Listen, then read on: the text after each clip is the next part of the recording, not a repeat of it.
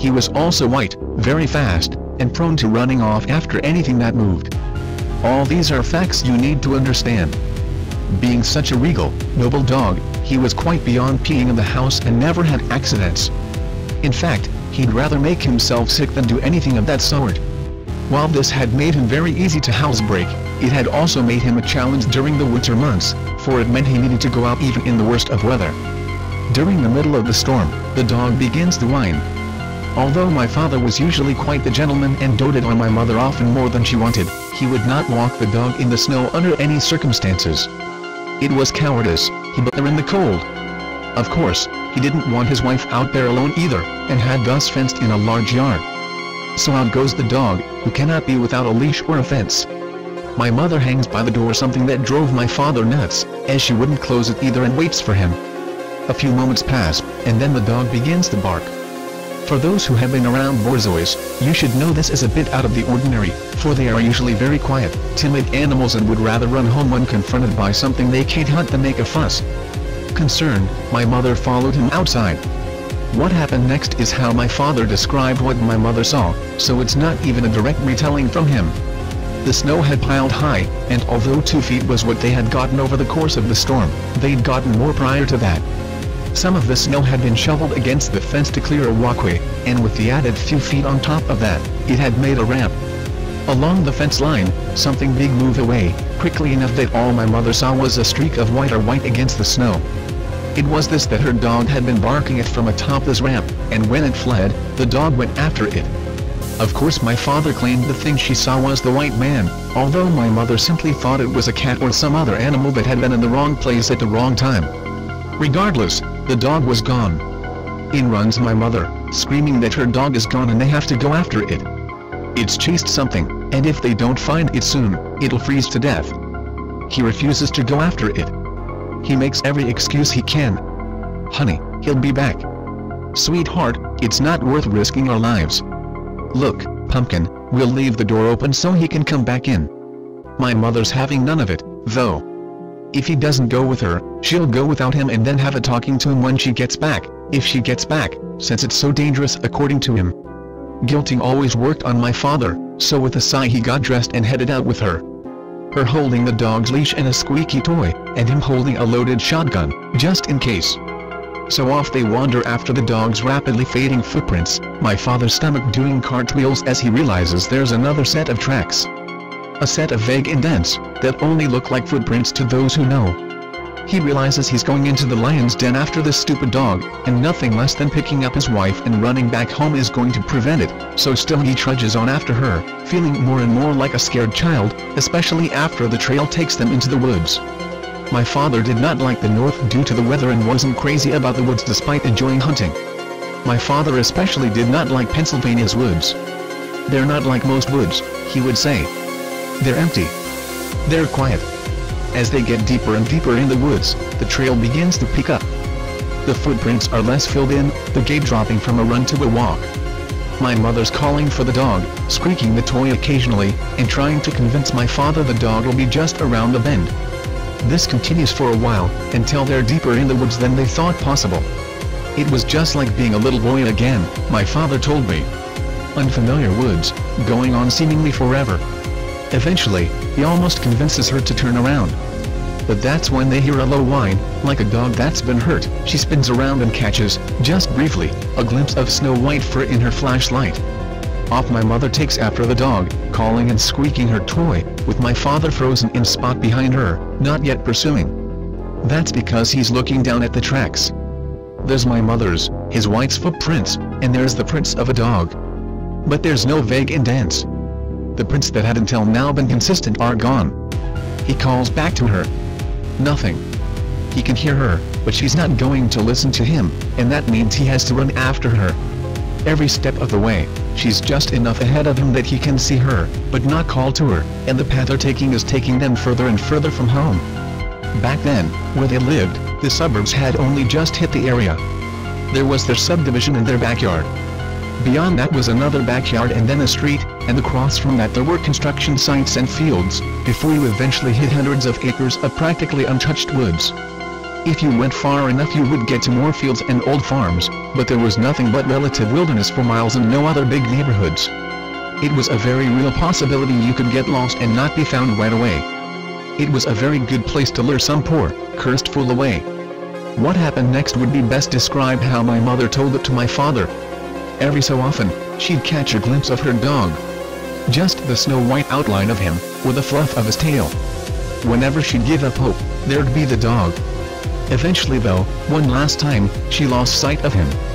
It was then that she heard a snapping sound, followed by the yelping of a dog that sounded far too familiar. The sound was carried by the wind, she said, and sounded high and distant, which made it impossible to find where the animal went. Then, there was nothing. The trail ended, there were no more prints. The dog didn't appear no matter how much she called for it. Eventually my father caught up. He claimed the trail did continue, she simply didn't understand what she was seeing, and hopefully never would. For in front of the dog's prints, where they ended, were those indents again. After a few minutes of the two checking around, they found the dog's collar, snapped and hanging on a branch just high enough to seem off to my father. Of course, my mother believed the dog got caught, broke the collar and simply never was seen again, but my father took it as a sign. The debt had been paid for another year. Without the adrenaline of the chase, my parents came to realize how tired they were and how far from home as well. By now, my mother's sobbing. It's too late and dark to keep chasing the dog, and even she understands that, and she's unlikely to get it back with how fast and far it can travel, assuming it wasn't spirited away by a demon, of course. My father's crying too, because he knows they're probably lost and probably being watched. The next hour or two they spend wandering back home, getting more lost at times, before spotting familiar landmarks and eventually making it back. Those few hours, my father said, were some of the scariest of his life.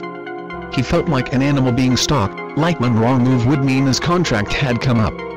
For while he'd paid it off for now, he didn't entirely trust the white man's word.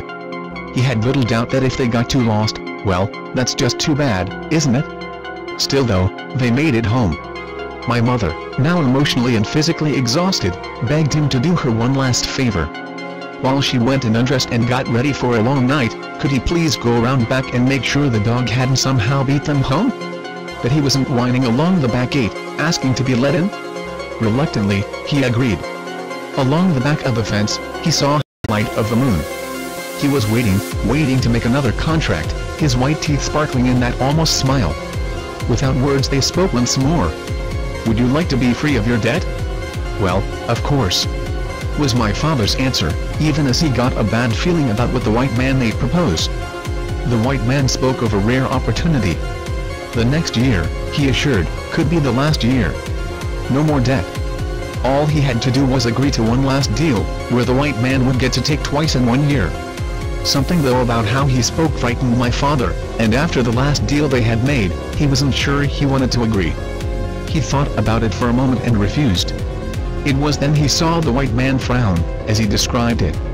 It was not like how a human would, but rather, it was if the slit mouth inversed on itself, sucking itself in some sort of alien expression of displeasure. Well, that's unfortunate, the white man remarked, before simply slipping back into the snow. My father headed back in. The dog never showed back up. That spring, her parents bought her another dog.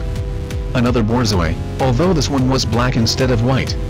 This dog I grew up with. He, fortunately, was not as regal or noble as the dog before him and had no issue pissing inside if the weather got too bad. Now before I get to the next part, which I guess is the second to last big part, if I'm remembering everything clearly, I'm going to get myself some food, as I've not eaten all day. So I'm going to take this chance to make something clear. My father spoke with this thing multiple times, but it never used its voice. It had a voice, he told me, but it wasn't one you heard and you didn't speak to it with your voice. It all happened without actual, audible words, and things were more gestures than actual sentences. You understood one another, things were translated into rough sentences, but exact wording wasn't there. With that in mind, the white man didn't necessarily say exactly well, that's unfortunate. My father often could translate these sentences better, into things that sounded less corny, but I've honestly not cared much to make it sound great, since the white man was telepathic or something of that sort, and probably wasn't speaking the King's English anyway. Like I said, the following year I was born. My parents did not use birth control. Of this, I am unfortunately certain, for my mother was adamant that we shouldn't make the same mistake when it came time to teach us the birds and the bees. Of course, in their defense, they thought they couldn't have children. Eventually though, a little miracle, me happened. This was something they didn't discover until fairly late in the pregnancy, when all the symptoms simply couldn't be ignored. Upon finally heading to a doctor, they found not only was my mother pregnant, but she was pregnant with twins. Twins were common in my mother's family, with pretty much every generation having at least one batch of them. My mother herself was a twin. This wasn't a major shocker, and my parents began planning accordingly. Everyone was excited, most of all my father, who loved children and had wanted a big family.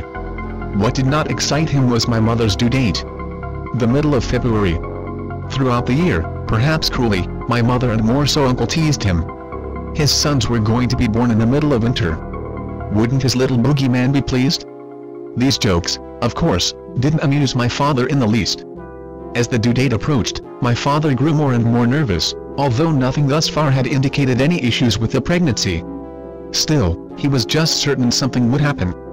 Partway through January, sure enough, it did. Another storm hit, which caused a few power outages. In the middle of the night, with the power flicking on and off and the storm raging, my mother went into labor. Her due date was a month away, but she was quite certain this wasn't false labor and demanded, despite the conditions, to be taken to the hospital. My father, despite his fear of the winter, snow, driving in the winter while it snowed, agreed without hesitation. He was prepared for something bad to happen after all, and so he steeled himself and headed out to warm up the car. Unfortunately, if the white man truly existed, he had also steeled himself and was quite ready for a battle. As my father left the house, he noticed two things. The first scared him the most, of course. It was those now very familiar indents in the snow, the almost footprints of the white man. Then there was the weather, which would have been the more reasonable thing to be worried about. The cloud cover was thick enough to cover the moon and prevent any natural lighting. It was bitterly cold, with a strong wind and heavy snowfall. The drive would be unpleasant. The more sensible person would have called an ambulance, especially if they didn't like driving in the winter. But my father felt that for some reason, it'd be safer driving her there himself. That if he was in control, the white man would be less likely to pull something. And so once the car was warm, he escorted my mother to it and began the drive to the hospital.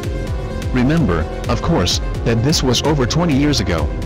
These were new suburbs, outside the city. The hospital was, going the speed limit, a little over 20 minutes away. In this weather, it'd be longer. Eventually a hospital was built closer to our home, but I was born in the recent dark ages. The journey started with a few hitches. The car did not want to leave the driveway. The windshield wipers did not want to work in the slush of the snow. The heat refused to go very high. Before even leaving the neighborhood, the small hatchback that became part of my father's persona over the years slid twice on the poorly maintained roads of our suburbs. But once they got onto open, main roads which were better salted and scraped, everything seemed to be turning up in their favor. Traffic was non-existent, the winds died down slightly, slips were avoided. My father relaxed as much as someone in a snowstorm with a woman in labor can, and that, he said, was the biggest mistake. Ahead of them, it appeared some snow had blown into the road, forming a short blockade. Confident, my father drove over it, and promptly became stuck in the surprisingly solid slush. No amount of backing up or revving forward freed them, and with a nervous sigh, my father had to exit the car and try and push them over or dig them out. It was then that he realized he had not hit snow. He had hit the white man's hulking form. He let out a slight screech, and when his wife asked why, he had no word for it. He couldn't in the few moments he had